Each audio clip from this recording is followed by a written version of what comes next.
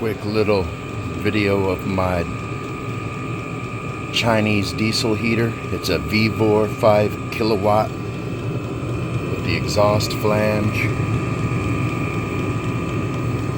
Got the fuel pump and the controller wired up. It's running over here off this tank. Debating on whether I'm going to put the tank on the case. Controlled by a jackery. So right now it's using about 25 watts. And it's up pretty high. I can set this as high as it goes right here. 5.5 hertz. But it's letting out plenty of hot air. And that full blast uses 45 watts.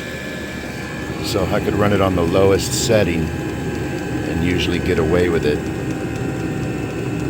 down to 1.7.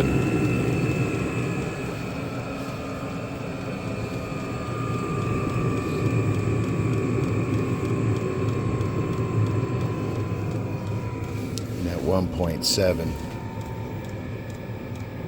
this is like 16 watts.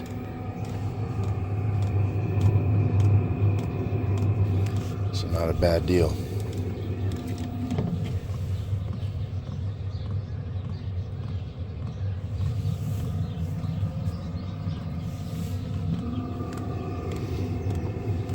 Quick little video of my diesel heater in a box.